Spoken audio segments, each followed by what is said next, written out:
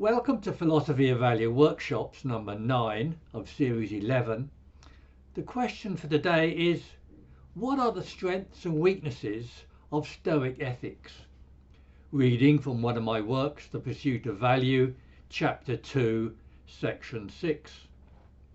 So today we're looking at the strengths and weaknesses of Stoic ethics with a view to replacing it with something else. Yet that said, as we have seen, all the main ethical systems are seriously flawed and need to be replaced. But all ethical systems and principles, including Stoic ethics, are values that guide moral action. So the examination of ethical theories provides us with knowledge about value and values. And these can inform the philosophy of life that I advocate in terms of value. Briefly, this thesis is that an affirmation of or a will to value can lead to a certain quality and sufficiency of value, and that this resolves problems in spheres of value like self-esteem, meaning, purpose, ethics and morals. The scope of this view can be seen in all these states are all key elements of human consciousness, and that consciousness determines both the parameters and possibilities of human experience. With respect to ethics in general, we have been critically examining various theories that we can briefly review now. And these theories were also unexpectedly found to have fatal flaws that undermined their acceptance. The key concepts in Kantian ethics were reason and universalization, as well as intention, goodwill and duty. But in Kantian ethics we have problems of how reason can justify and produce objective moral action. In utilitarianism, practicality is highly regarded, and pleasure and happiness are at the centre of its principle of utility. But happiness is questionable as a moral principle, and the motivation to seek the happiness of others also remains unexplained. And in Aristotelean virtue ethics, virtuous dispositions and excellence of character are key objectives. But virtue ethics is naturalistic, relies on social conventions and cannot offer a clear principle of motivation. Virtue ethics thereby seems to rest on intuition and arbitrary preferences instead of sound principles. Stoic ethics is a version of virtue ethics that shares some of the strengths and weaknesses of Aristotle's virtue ethics. Yet this presentation is about the strengths and weaknesses of Stoic ethics that we can briefly outline now. Firstly, Stoic ethics relies on both social convention and nature to a greater degree than Aristotle, as well as an increased rationalism and limited theories of mind, value and motivation. And in my view, this lack of theory reflects what is just an intuitive preference for Stoic ideology, which, lacking both theoretical and practical options, is more of a coping strategy than a theory of ethics. And Stoic indifference to what we can't control also presents as a form of small-mindedness. That contrasts to Aristotle's crowning virtue of the magnanimity of a great-souled person. Yet criticisms of Stoicism are often about its practical strengths and weaknesses, but we must also consider its factuality, like whether God exists in religion. We will discuss these points in greater detail shortly. Yet Aristotle's virtue ethics is of particular interest here because it shares certain features with Stoic ethics. These are due to the historical, geographical and philosophical circumstances of virtue and Stoic ethics. Zeno of Citium, the founder of Stoicism, was born only 50 years after Aristotle, and as noted, Stoic ethics relies on both social convention and nature to a greater degree than Aristotle. Yet to determine normative virtues, Aristotle advocates the golden mean or middle way of moderation. but this moderation lies between two extremes that are set by variable social conventions. Some circumstances, for example, call for extreme behaviour, such as fighting for your life, and Stoic metaphysics amplifies such difficulties that we find in virtue ethics. Yet as a prelude to this comparison, and indeed critique, I should note my affinity to Aristotle's virtue ethics. In fact, I developed my own value theory ethics from an interpretation of virtue theory ethics, and I share the question of how to live rather than ethical action with both Aristotle and Stoic ethics. But Aristotle neglects two concepts central to my thinking: consciousness and value, and this neglect is again reflected in Stoic ethics.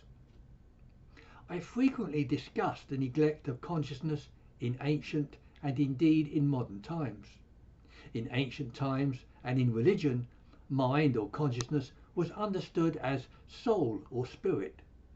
Even more basically, body language was used in Hebrew and Greek to represent the soul or spirit. Hebrew used the terms nephesh or ruach, meaning the breath of life. The ancient Greek words pneuma and psyche similarly translate as breath of life, and pneuma as the breath of life was something physical. Ancient Greek philosophy might be assumed to have rectified this neglect, but this isn't entirely the case. Socrates did ask, "What is mind?" Yet Plato believed in an eternal soul coming from a realm of pure forms. And reviewing a number of articles on Aristotle's philosophy of mind, the researcher W.F.R. Hardy found that Aristotle had no concept of consciousness, or not one corresponding closely to ours, unquote. And more alarmingly, Aristotle believed that the brain was primarily an organ for cooling the blood. Hilary Putnam also tells us that the ancient Greek idea of mind included digestion and reproduction, and this misunderstanding had consequences for other mental states like value. With respect to value, Karl Marx may have overstated the point in saying that Aristotle had no concept of value. Yet Aristotelian virtue is nevertheless a matter of character, disposition and inclination, and these virtues do neglect value and omit the Kantian moral features of goodwill and intention. In addition to these omissions, we can also say that Aristotelean and virtue ethics didn't give prominence to the value of people as ends in themselves. It also accepted naturalistic ideals without demur and was blind to the fact-value problem. And Aristotle fallaciously attributed value in the form of purpose to physical objects. In a similar assessment of Aristotle, Elizabeth Anscombe tells us in her work, Modern Moral Philosophy, that the term moral itself just doesn't seem to fit in its modern sense into an account of Aristotelian ethics, because Anscombe tells us it lacks the concept of a moral sense of ought. Alistair McIntyre elaborates on these points and informs us that in Latin, as in ancient Greek, there is no word correctly translated by our word moral. Cicero invented moralis to translate the Greek word ethikos, meaning pertaining to character. With respect to Stoic virtue ethics, we can note at least three differences to Aristotle's virtue ethics. These are to do with the relation of human beings in nature and the relation between virtue and happiness. Firstly, for Aristotle, happiness required some good fortune as well as living a virtuous life. But Stoics believe that only virtue contributes to happiness. Everything else is either wrong, not fitting, or only worthy of indifference. But this idea that a virtuous person will always find a way to be happy seems unrealistic. Secondly, the Stoics had a different account of virtue to Aristotle.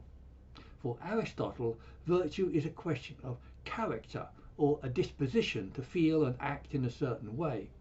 For the Stoics, all of the virtues involve knowledge of some kind. For example, practical wisdom is a matter of knowing what to do. Temperance is knowledge of the practice of moderation and the avoidance of excess. Justice is knowledge of the equitable distribution of goods to persons. And courage is knowledge of what is horrific and what is acceptable. Moreover, for Aristotle, the crowning virtue is magnanimity, but in Stoic ethics, the crowning virtue is wisdom. These Stoic accounts emphasize knowledge more than Aristotle, similar to the emphasis in Western philosophy. I previously noted this in, for example, the bias given to cognition in the cognitive-non-cognitive debate. And it can also be seen in the fact-value divide, as well as in many other ways. And thirdly, Stoics differed from Aristotle in their account of nature. Aristotle taught that we should live in a distinctively human way in accordance with the virtues, but the Stoics held that we should live by our knowledge of nature. That is, we should live according to nature, in harmony with the rational design of the universe. For the early Stoics, the cosmos is an ordered system, operating according to divine reason and rational principles. But modern science rejects this view and replaces it with happenstance, read in tooth and claw.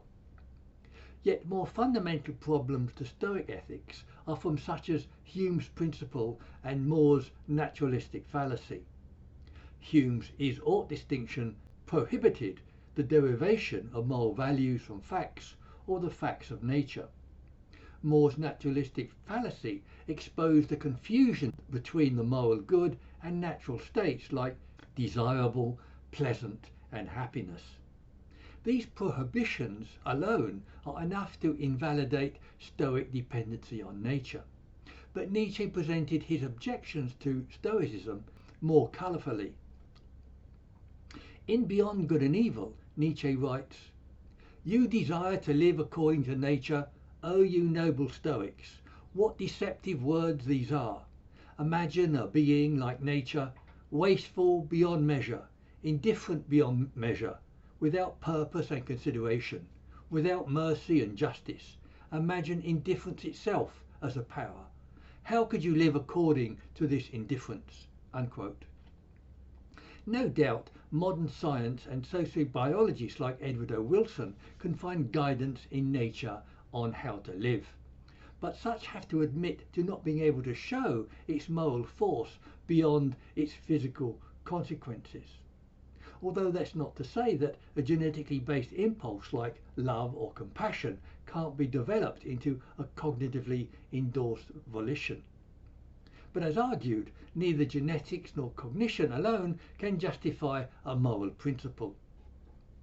Yet like Aristotle, the Stoics sought happiness or eudaimonia, that is, a flourishing life in accordance with nature.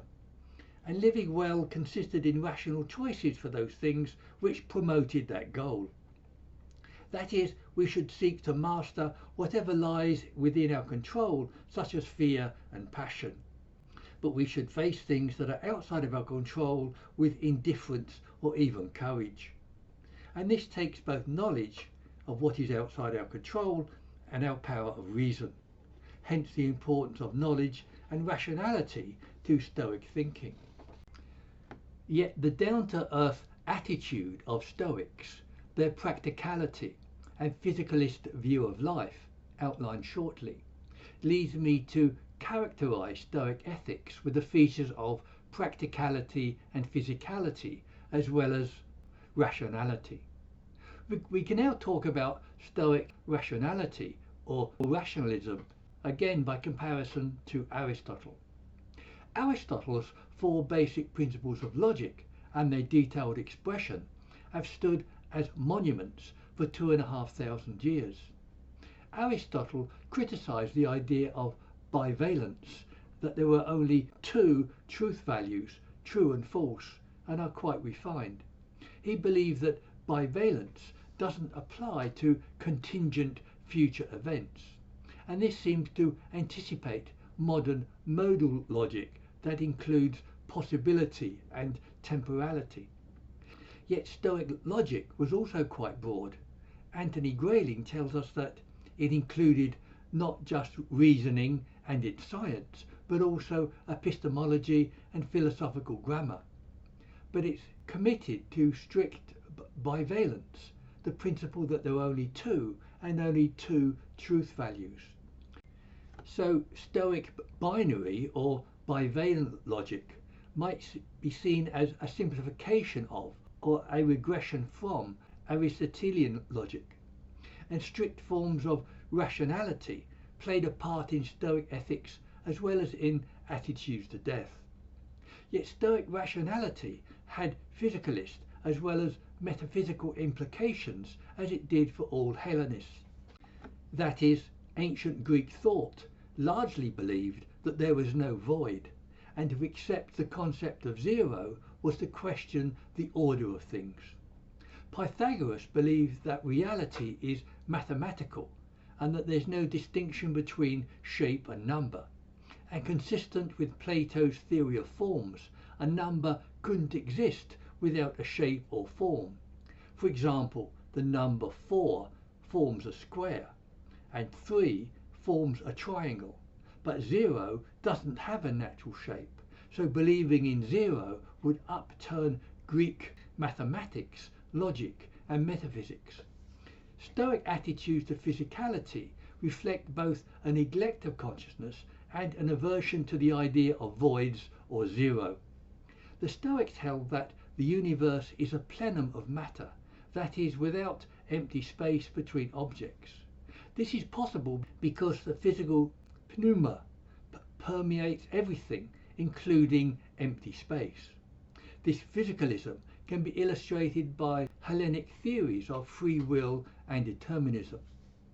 Democritus preceded Stoicism by about 100 years, yet this physicalism led to his deterministic human will.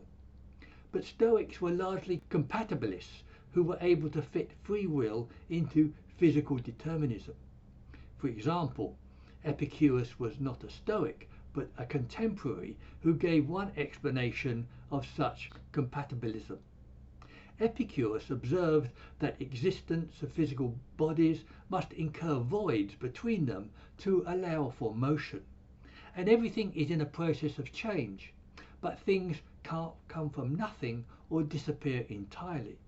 So therefore there must be tiny indivisible bodies that don't change, and these are called atoms, which means the smallest part of something. And these atoms have a small degree of indeterminacy. This enabled Epicurus to introduce the idea of the swerve. Some people think that the swerve anticipates the interdeterminacy of quantum theory, but it literally gave Epicurus the space he needed to justify his compatibilist belief in free will. Yet this account also illustrates the physicalist perspective of Hellenic and Stoic thought. Also consistent with both physicalism and rationalism, the Stoics view death as a complete and final end of life. Cicero commented on this Stoic attitude with the words, "To learn to philosophize is to learn how to die." This is because death was thought as the greatest human vicissitude that is out of our control. The Stoic Lucretius explains that this physicalist, rationalist, practical and seemingly fatalistic attitude in the following way. Summing it up, he says correctly that death is nothing and that it is literally nothing to be afraid of. We aren't disturbed by the vast expanses of time in which were absent before birth. So why should we be disturbed by our absence after death? But this response is inadequate, unrealistic, and what might be expected of a rationalist perspective. It seems only to resolve the religious fear of hell, not the fear of simply not existing. Moreover, my future is different from my past, which offers me no possibilities. We have hopes for the future, and we invest in projects that we want to complete, and we grieve over those we lose, and they will grieve for us. Death also has a wider philosophical significance beyond Stoic and some other proposed resolutions of it. It is representative of the wider problem of human finitude and loss. And we can ask, as Stoics don't, why human life must be afflicted with finitude, loss and death. Yet the archetypal Stoic attitude is that of acceptance and indifference to unavoidable problems like death. And indifference is a key aspect of that Stoic attitude that is often seen as problematic. Indifference is a way of resolving intolerable hardship or emotional conflict, but at what cost? And indifference seems to be a way of evading problems rather than resolving them. Indifference also seems to be inimical to many things that make life meaningful, enjoyable and even happy. That is, things like love, friendship and achievement, and seems to contradict the Stoic goal of happiness. And indifference is opposed by Nietzsche's amor fati, or philosophy of engagement with and affirmation of every aspect of the world. But Stoics argue that their indifference is selective and is directed at that which we have no control, and that we must live according to nature and know what is good, like courage, prudence and moderation, as well as know what we can and cannot control, hence an emphasis on reason and knowledge. But there were problems of knowledge that the ancients were unfamiliar with. We have discussed these elsewhere and don't have time to reiterate here. But more crucially, indifference doesn't seem to be a satisfactory moral attitude, even to what can't be controlled. In this respect, we can contrast Aristotle's crowning virtue of magnanimity of a great-souled person with the apparent small-mindedness of Stoic indifference to what we cannot control. That is, there are events that we should be concerned about that are out of control, such as the wars in the Ukraine and in Gaza, and we should aspire to the maturity to integrate them into our concerns without being overwhelmed by them. Stoicism has also been compared to Eastern religions like Taoism, that Slavoj Žižek unexpectedly criticizes. He criticizes them for not engaging with the negativities of life in the same way as Christianity. Christianity, for example, is said to integrate negativity into life, into the highest good in the death of Jesus, for example, who represents both man and God and thereby integrates negativity into the highest value. In a similar vein, Holocaust survivor Elie Wiesel said that the opposite of love isn't hate, it's indifference. This view is echoed by Hannah Arendt's notion of the banality of evil. So in this way, indifference isn't an adequate response either to negativity in ethics or in life in general. This is because indifference is itself a form of negativity that Stoicism is trying to resolve. Conversely, we should be fully engaged in every aspect of life, as Nietzsche admonishes in his Amor Fati. If not, we risk losing touch with reality, with our humanity and with our sensitivity. Even replacing indifference with disinterest fails to resolve these problems. Yet even the selectivity of Stoic indifference to what we cannot control is also in question. This is because selective indifference justifies indifference, which is then in danger of permeating everything.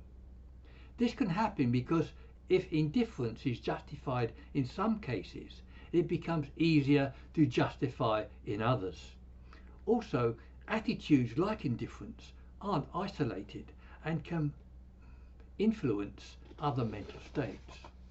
And as we progress, our beliefs in what we have control over is also becoming less and less, with challenges to free will and increasing social and psychological explanations of human behaviour. So in the case of Stoic indifference to what we cannot control, indifference will extend to increasing areas of our life experience. This seems to be a recipe for passivity, apathy, and disengagement from life. And Stoic ethics appears to lead to passivity and disengagement in several ways. Firstly, as above, indifference to what we cannot control leads to a disengagement with what we can't control that encourages passivity, apathy, and a lack of purpose in life. And secondly, Stoic ethics is led by fixed guidelines from nature. It isn't a constructivist ethics that requires participation in the formation of guidelines, like situation ethics, existentialism, or even Kantian ethics. And as we have seen, Nietzsche also opposed Stoicism as a denial of life and as a form of spiritual anesthesia. His main objection is that Stoic discipline isn't self-mastery, but numbing the senses to life's full scope. Nietzsche holds that this quest for invulnerability derives from a fear of being disturbed by life's unpredictability and not having the courage to face it. But modern Stoics like Massimo Pigliucci argue that this emotional apatheia isn't emotional numbness but clarity. That is, the ability to see situations without distortion. Yet of course there can never be complete clarity. And while it is the case that emotional distortion does often affect our understanding, there are different ways of dealing with it, such as using feelings positively, which are part of and can't be removed from our understanding. And Nietzsche is also sceptical of the aspirational claims of Stoic philosophers and finds more human motives than the drive for virtue alone and the vision of truth, objectivity and rationality that even the Stoics themselves acknowledged as an ideal to guide their actions rather than a real objective. But what Nietzsche and the Stoics are offering are two radically different visions of life and of knowledge.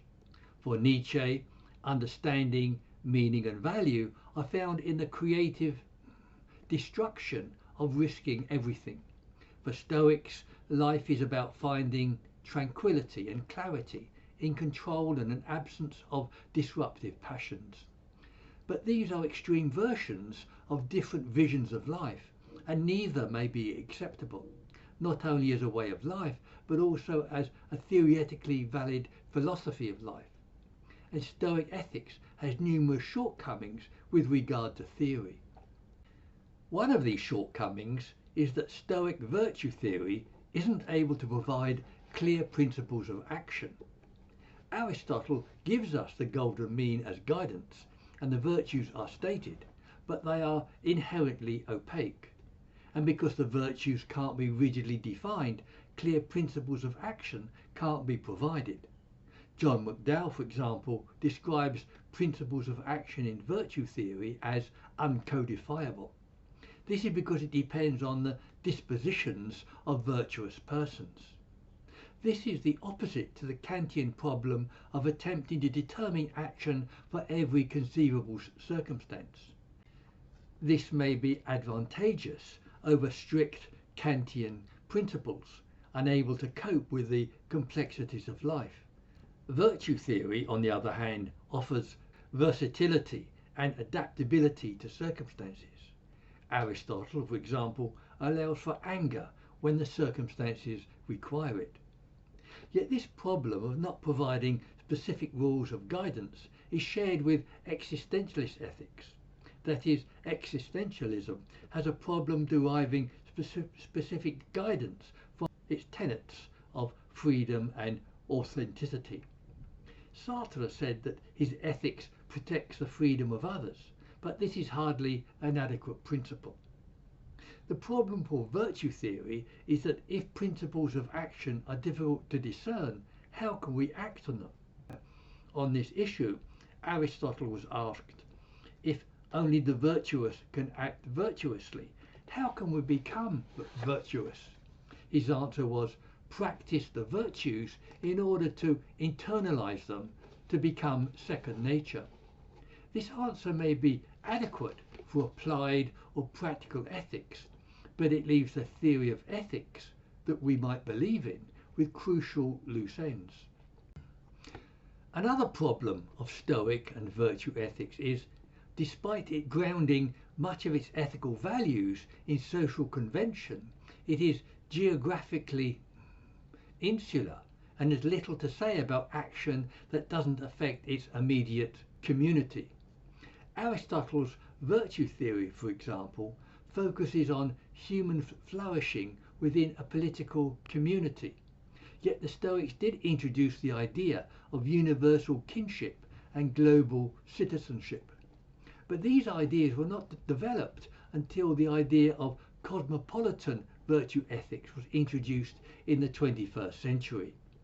In this way, cosmopolitan virtue ethics can be said to expose a yawning gap in classical Stoic ethics.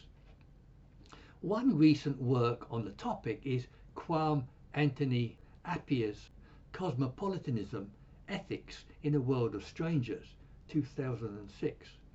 Here he defends what he calls a rooted cosmopolitanism that combines universal obligations to others with respect for legitimate cultural differences.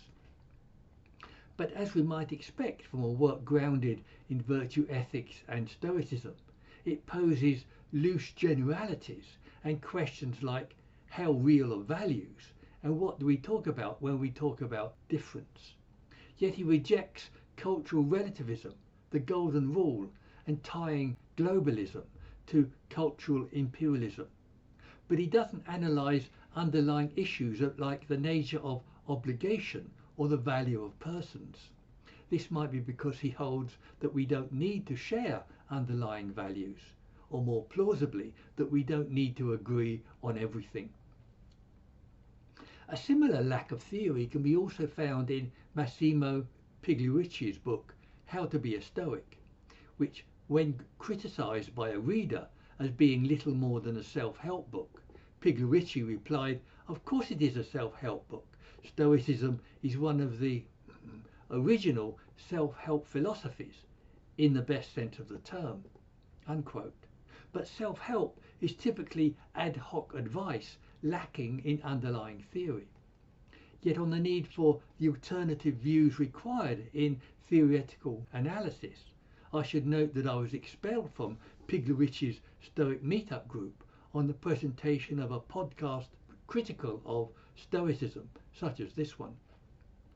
My conclusion is thereby that the advantages of Stoic ethics are its simplicity and its practical appeal. These features, with that of indifference, may be suitable in times of crisis and lack of reflection. And these are advantages that should not be rejected outright.